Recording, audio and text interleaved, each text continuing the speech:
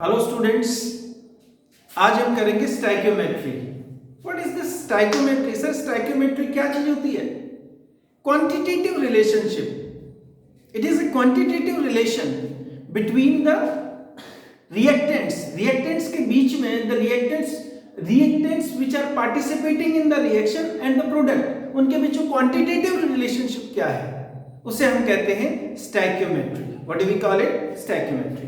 आप कहते हैं सर कैसे हम इसको स्टडी करेंगे? मैंने कहा एक सिंपल सा एक एग्जांपल लेते हैं। C+O2 gives you CO2।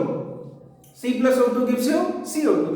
तो सर ये वन एटम है कार्बन का, ये one molecule is of oxygen and one molecule of CO2।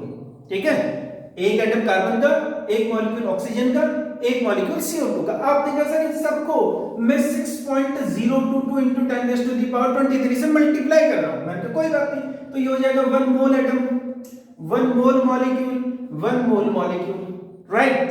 ठीक है, मैं अगर एटम लिखूंगा तो इधर मॉलिक्यूल, इधर मॉलिक्यूल, इधर 1 मोल, इधर 1 मोल, इधर 1 मोल। रेशियो क्या है सर यहाँ पे?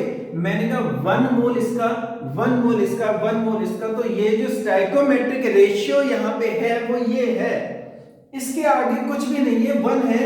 ये हो जाएगा इसका स्टाइकियोमेट्रिक कोफिशिएंट। स्टाइकियोमेट्रिक कोफिशिएंट मतलब किसके कितने मोल रिएक्शन में पार्टिसिपेट कर रहे हैं या किसके कितने मोल रिएक्शन में बन रहे हैं, वो उसका स्टाइकियोमेट्रिक कोफिशिएंट होता है। ठीक है जी। अच्छा, अब आप ये कहते हैं कि सर सही है, क्वेश्चन कैसे पूछा जाएगा, किसके बेस पे? मतलब क्वेश्चन कोई भी मुश्किल नहीं होता। आप आपके सामने एक क्वेश्चन यहां पे लेते हैं, एक क्वेश्चन में लेता हूं। क्वेश्चन ये है कि if 48 gram of carbon, 48 gram of carbon undergo combustion, then what mass of CO2 will be produced? कितना मास CO2 का प्रोड्यूस होगा ये बताइए। ये क्वेश्चन देखिए, क्वेश्चन किस तरीके से पूछे, इसके 3 तरीके हैं क्वेश्चन पूछने के। मैं फर्स्ट बता रहा हूं आपको कि रिएक्टेंट दे दिया, reactant is given, reactant is given, product is asked, reactant is given, product is asked. Reactant दिया हुआ लेकिन प्रोडक्ट आपसे पूछ रहा है, एक तरीका। तो आपने कहा सर हमें क्या दिया हुआ है? मैंने कहा हमें 48 ग्राम, मान लीजिए 48 ग्राम कार्बन का दिया हुआ, ये पूछ रहा है कि CO2 कितना बनेगा। ठीक है, तो आपने कहा सर 12 ग्राम, 32 ग्राम, 44 ग्राम। अरे ये क्यों लिख दिया, इसकी क्या जरूरत है? हमें तो 48 दिया हुआ है। इसकी जरूरत है, क्या जरूरत है? कार्बन का मोलर मास होता है 12 ग्राम, ऑक्सीजन का मोलर मास होता है 32 ग्राम, CO2 का मोलर मास होता है 44 ग्राम। तो पहले ये लिखिए कि रिएक्शन हमें क्या बता रही है, इंफॉर्मेशन क्या मिल रही है हमें रिएक्शन से, ध्यान रखना। सर इसको क्या लिखने की जरूरत है? मैंने कहा इसकी जरूरत नहीं है। क्यों नहीं है इसकी जरूरत? क्योंकि हमसे कार्बन एंड CO2 के बीच में रिलेशनशिप पूछ रहा है, तो ऑक्सीजन की जरूरत नहीं है। ठीक है, ध्यान रखना। अच्छा, अब आप कहते हैं according to balanced chemical equation, according to balanced chemical equation, balanced chemical equation के मुताबिक क्या है? 12 gram of carbon, 12 gram carbon on combustion give क्या? On combustion give 44 gram of CO2। कितना CO2 देता है? 44 ग्राम CO2 देता है। कौन देता है? 12 ग्राम कार्बन। कब? जब उसका कंबशन होता है, ऑक्सीजन के साथ रिएक्शन होती है, तब देता है वो। ठीक है सर। अच्छा, 12 ग्राम इतना दे रहा है, so 1 gram of carbon on combustion give 44 divided by 12 gram of CO2। यही होगा ना, समझे नहीं भाई? जब 12 ग्राम इतने दे रहा है तो 1 ग्राम इतना देगा। अब आप ये कहते हैं सर हमें तो 48 दिया है, 48 ग्राम कार्बन को जलाना है। तो मैंने कहा कोई बात नहीं, 48 ग्राम कार्बन को जला दीजिए। 44 डिवाइडेड बाय 12 इनटू 48, तो ये आ गया 176 ग्राम ऑफ CO2। समझ में बात आई या नहीं आई? ये तो हो गया unitary method. Sir unitary method से नहीं करना, डायरेक्ट फॉर्मूले से बताइए। मैंने कहा दैट इज आल्सो इजी। अब डायरेक्ट के एक ही मैंने आपको बता दिया, दूसरा मेथड क्या होगा इसमें? ये तो मेथड 1, ठीक है जी। अब आप कहते हैं दूसरा मेथड क्या? मैंने मेथड 2 में आप क्या करिए? मेथड 2 में आप नंबर ऑफ मोल्स निकालो। सर नंबर ऑफ मोल्स निकालने का तो फॉर्मूला ही आपने नहीं बताया, मैंने 9 में बताया था। टीचर्स ने, number of moles is equal to given mass divided by molar mass, given mass divided by molar mass. अब गिवन मास किसका, कार्बन का कितना है जी, 48 ग्राम है। कार्बन का मोलर मास कितना होता है जी, 12 होता है सर, तो 12, तो ये हो गया 4 मोल्स। किसके आ गए 4 मोल्स, कार्बन के। किसके आ गए, कार्बन के। अब बैलेंस केमिकल इक्वेशन के मुताबिक, according to balance chemical equation ABCE, according to balance chemical equation 1 mole of carbon on combustion give कितना, 44 gram of CO2। so 4 moles will give, so 4 moles of carbon on combustion give 4 into 44 is equal to 176 gram. Sir इससे भी short बताओ। मैंने कहा यार इससे short तो वैसे तो है नहीं, लेकिन इसी को एक दूसरे तरीके से मैं बता देता हूं। फिर ये बात समझ में आई, यूनिटी मेथड से कर लीजिए, जिससे क्वेश्चन में जिसके बीच में रिलेशनशिप पूछा है उन दोनों को कनेक्ट कर दीजिए। आप 1 ग्राम का निकाल लीजिए, फिर जितने ग्राम का पूछा उससे आप मल्टीप्लाई कर दीजिए, हो गया। या मोल्स के बेसिस पे कर लीजिए, आप पहले नंबर ऑफ मोल्स निकालिए, फिर जितने मोल्स के लिए पूछा उतने मोल्स से आप उसको मल्टीप्लाई कर दीजिए। अब आप ही कहते हैं नहीं सर हमें ना और शॉर्ट करना। मैंने कहा यार ये जो बच्चे आजकल के हैं इनको शॉर्ट ही चाहिए, बस सारी चीज शॉर्ट करते जा रहे हैं, है ना। अब देखिए यहां पे अगर आप बोल रहे हैं इतना, तो 12 ये है और ये 44 है ना। इसका कितना मास पूछा नहीं पता, तो x मान लो, बचपन से बताया था, जो नहीं पता था x होता है। और यहाँ पे इसका कितना दिया 48, आप क्रॉस मल्टीप्लाई कर लीजिए, 12x is equal to 44 into 48, x is equal to 44 into 48 divided by 12, तो अगेन 176 ग्राम। बात वही है, चीजें सारी एक ही हैं, लेकिन तरीका अलग अलग लग रहा है आपको। Unitary method is the best method otherwise, ध्यान रखना इस चीज को। अच्छा अब आप क्या कहते हैं कि सर ये तो हो गया पहला बात, पहली जब reactant is given and product is asked, कि रिएक्टेंट हमें दिया हुआ कि 48 ग्राम कार्बन है, बताइए कितना CO2 बनेगा। अगर आपको इसको मिटा देता हूं, अगर आपको दूसरे केस में क्या बोल सकता है कि आपको प्रोडक्ट तो दिया है, रिएक्टेंट का मास पूछ रहा है, इस केस में प्रोडक्ट दिया हुआ रहेगा और किसका मास पूछेगा, रिएक्टेंट का। जैसे जैसे जैसे जैसे जैसे आपको बोलता है 220 gram of carbon dioxide is to be produced, question बदल गया, क्वेश्चन नोट कर लेना, क्वेश्चन चेंज कर देता हूं मैं यहां पे, 220 gram of CO2 is to be produced if 220 gram of CO2 is to be produced, कितना CO2 प्रोड्यूस करना है मेरे बच्चों, 220 ग्राम CO2 फ्रॉम कंबशन, किसकी कंबशन से, from combustion of carbon, carbon की कंबशन से क्या प्रोड्यूस करना है, 220 ग्राम CO2 प्रोड्यूस करना है। Then what mass of C मतलब कार्बन विल बी रिक्वायर्ड, तो कितना मास कार्बन का चाहिए होगा 220 ग्राम CO2 को प्रोड्यूस करने के लिए। रिवर्स चलना है, 44 पहले तो वो लिखो जो इक्वेशन हमें कहती है, फिर ये क्या है 12 ग्राम, ऐसे चलना है। According to balanced chemical equation, क्या 44 gram of CO2 is produced by 12 gram of carbon. 12 gram of carbon से कितना प्रोड्यूस हो रहा है, सर 44 ग्राम CO2 प्रोड्यूस हो रहा है 12 ग्राम ऑफ कार्बन से, तो 1 ग्राम CO2 is produced by 12 by 44, so 220 gram of CO2 is produced by 12 by 44 into 220 कर दीजिए, 5 से गया 60 ग्राम ऑफ कार्बन। ठीक है जी, ये आंसर आ गया आपका। आप फिर वही नंबर ऑफ मोल से करना था, नंबर ऑफ मोल से कर लीजिए आप, है ना। अकॉर्डिंग टू मेथड टू क्या, method two number of mole से आप कहते हैं 1 mole of CO2 according to balanced chemical equation 1 mole of CO2 is produced by 12 gram of carbon. 12 gram of carbon से कितना मोल CO2 का प्रोड्यूस हो रहा है, 1 मोल का। सो अब नंबर ऑफ मोल्स निकालने पड़ेंगे आपको, नंबर ऑफ मोल्स किसके, CO2 के, number of moles of CO2 given mass by molar mass. Given मास कितना है सर, 220 है, मोलर मास कितना है 44, कितने मोल्स आ गए 5 मोल्स आ गए सर, किसके? CO2 के। तो 1 मोल किससे बन रहा है सर? 1 मोल बन रहा है 12 ग्राम से। तो भाई 5 moles, so 5 moles of CO2 is produced by 5 moles of CO2 is produced by कितना कितना कितना 60 ग्राम ऑफ कार्बन, 60 ग्राम कार्बन से बनेगा। समझ बात आई या नहीं आई? अच्छा, अब उसके बाद क्रॉस मल्टीप्लिकेशन से भी कर लीजिए आप, है ना। ये इन चीजों को समझ लेना बेटा, कोई प्रॉब्लम हो तो रिमाइंड करके देख लीजिए वीडियो को, वीडियो का यही फायदा है ना। तो अब आप क्या कहते हैं, अब आप ये कहते हैं कि सर क्रॉस मल्टीप्लिकेशन से कैसे? मैंने कहा जो मैंने अभी आपको बताया था, इसमें कार्बन का पूछा है तो इन दोनों को मल्टीप्लाई कर दीजिए। 12 into 220 is equal to 44 into x, तो x is equal to 60 gram. Simple है ना। तो मेथड में भी है ना, कई बुक्स में क्या, कई कोचिंग सेंटर में कुछ और बताएंगे, किसी बुक्स में कहीं और जाएंगे बताएंगे, आकाश में कुछ और बताएंगे, दूसरे कोचिंग सेंटर्स में आपको कुछ और बताएंगे। सो मेथड सब देयर आर मेनी मेथड्स, लेकिन कॉन्सेप्ट तो एक ही है।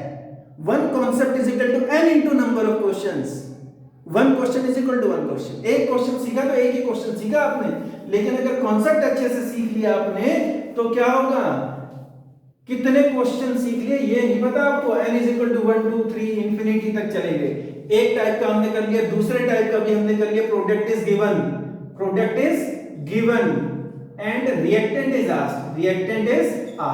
और क्या पूछ सकता है सर? बस क्वेश्चन को घुमाने की बातें वही हैं। C plus O2 gives you CO2। आपसे क्या पूछ लेगा?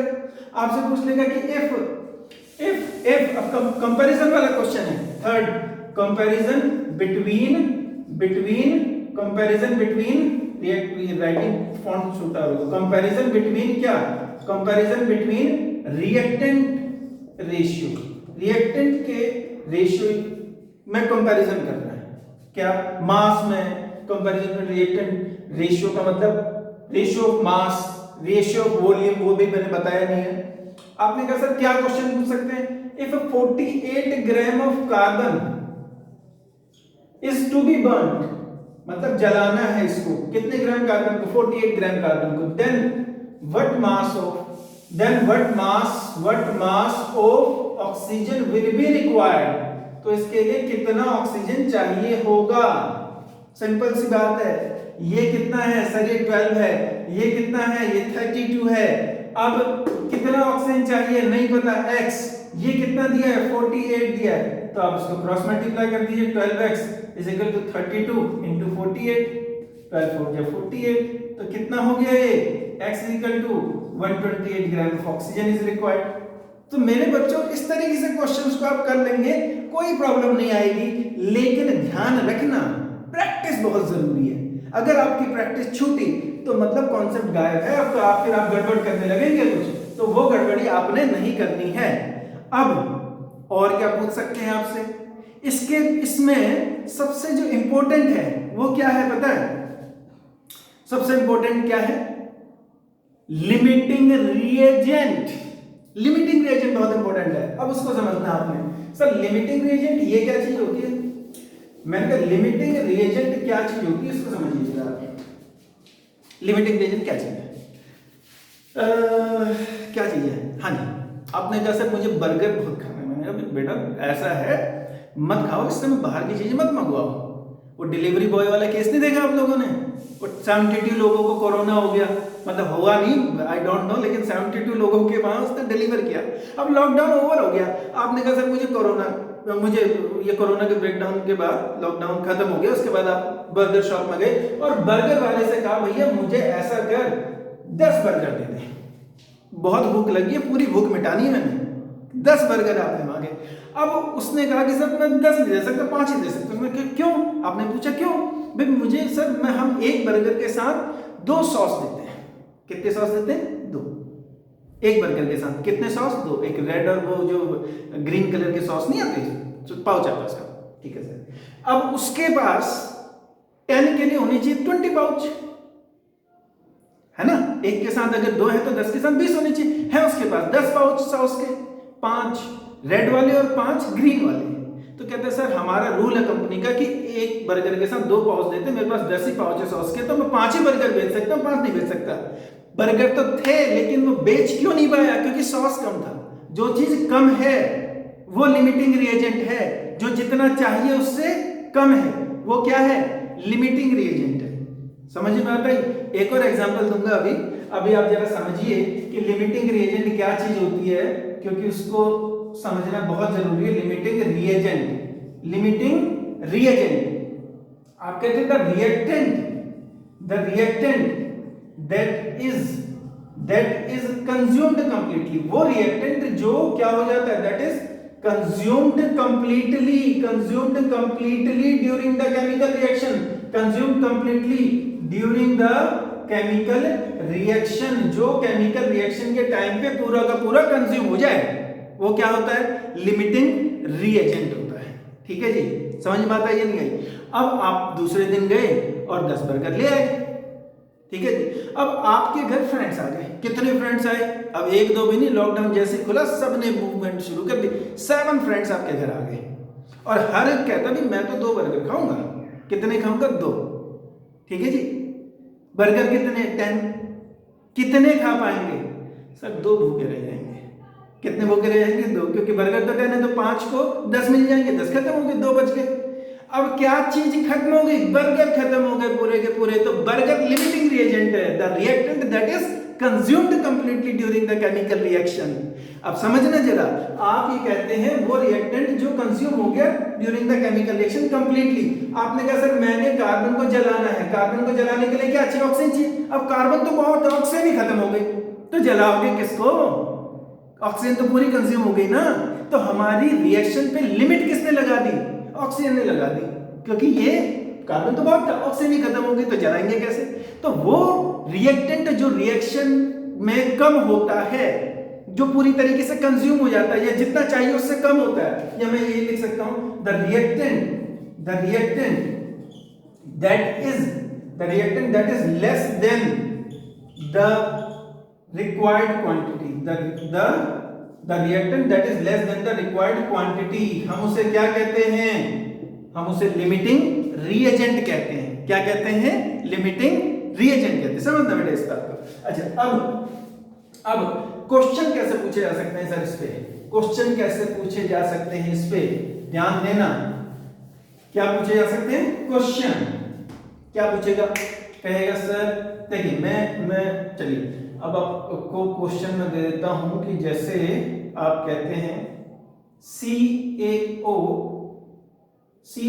plus CaO gives you CaCO3, combination reaction 10 में पढ़ के आए आप लोग। अब आपसे बोलता है कि अगर 220 ग्राम CO2 दे रखा है और 400 ग्राम या 300 ग्राम आपको CaO दे रखा है, कहते बताओ which one is the limiting reagent?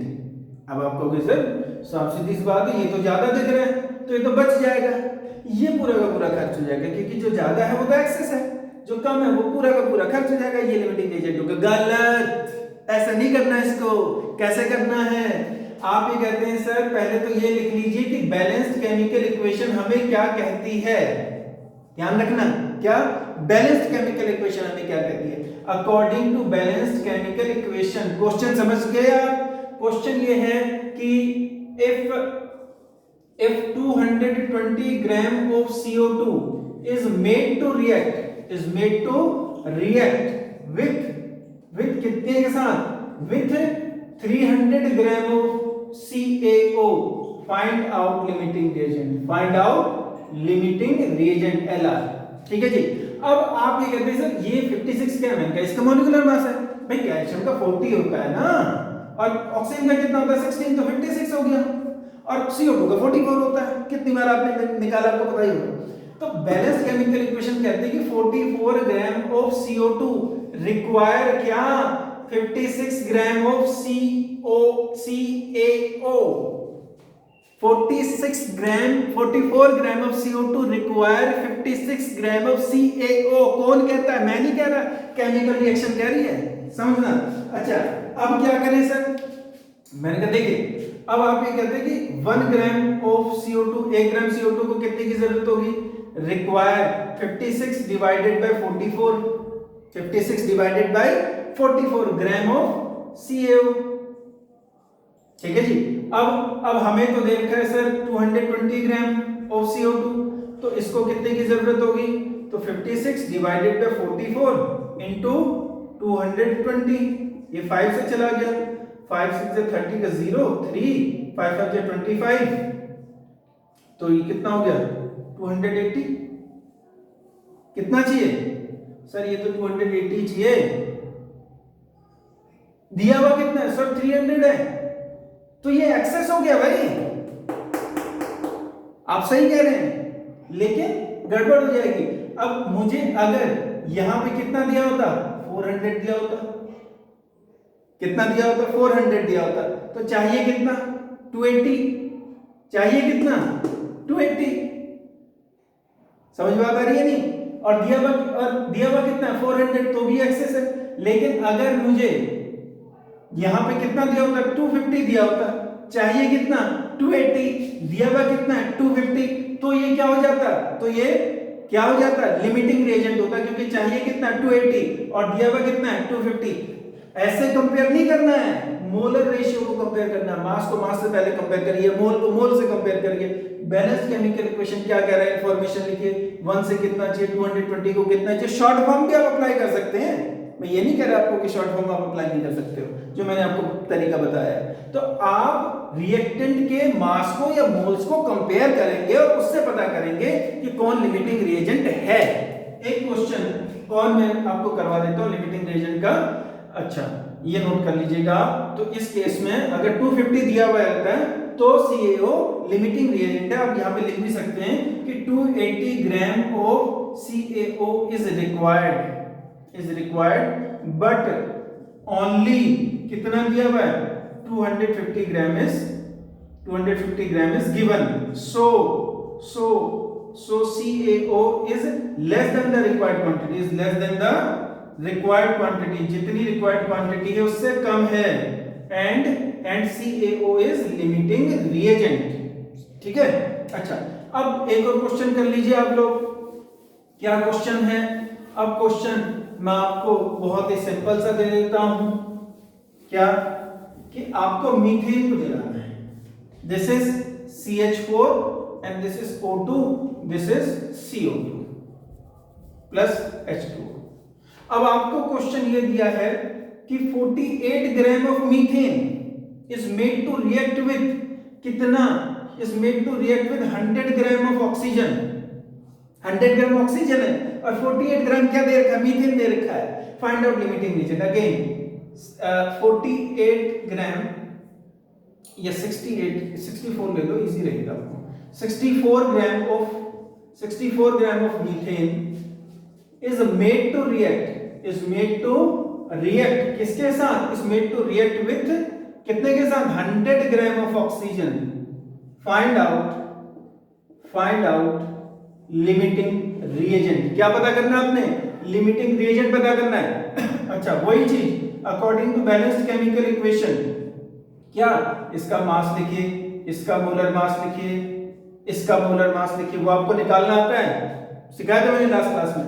तो मीथेन का CH4 1 into 4 is equal to 4, carbon 1 into 12 into 1, क्योंकि एक का 12 होता है और एक ही है, तो कितना हो गया 16 ग्राम, इसलिए मैंने यहाँ पे 16 लिखा है। ये 64 तो गिवन मास है, ये 100 गिवन मास है जो हमें दिया।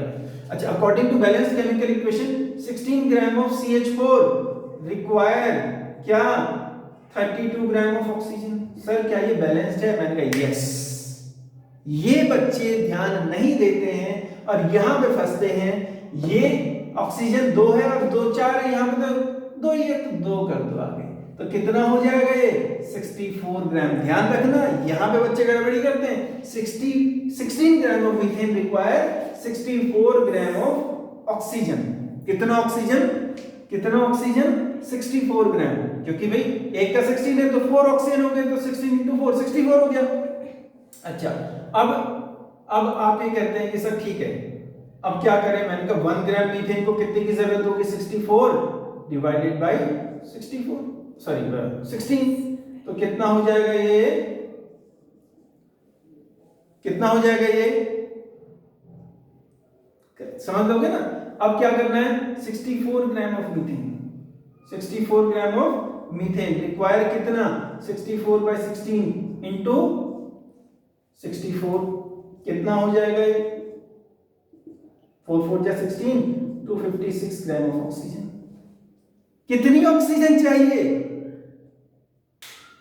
256 ग्राम ऑक्सीजन चाहिए। ठीक है, समझ बात आ रही है नहीं। तो मेरे बच्चों पहले आपने क्या किया, आपने कहा कि सर ये मीथेन है और ये ऑक्सीजन है, इसको कंपेयर कर लिया, मीथेन इतनी मीथेन को इतना ऑक्सीजन चाहिए, 1 ग्राम को कितना चाहिए, 64 बाय 16 चाहिए।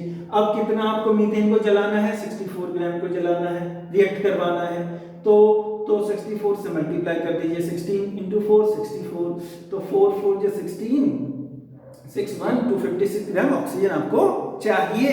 दी हुई कितनी है सर, 100 दी हुई। अरे तो कम है, जितनी चाहिए, बर्गर खत्म हो गए, बर्गर खत्म हो गए, तो लिमिटिंग एजेंट बर्गर है। ऑक्सीजन 256 चाहिए, जैसे बर्गर में 14 चाहिए थे 10, तो फिर 256 चाहिए, दिया हुआ कितना, केवल 100 gram. So oxygen is the limiting reagent. इस तरीके से आपसे लिमिटिंग रिएजेंट के क्वेश्चन पूछे जा सकते हैं। और क्या पूछ सकते हैं, और पूछेंगे नेक्स्ट क्लास में, लिमिटिंग रिएजेंट को कैरी फॉरवर्ड करेंगे।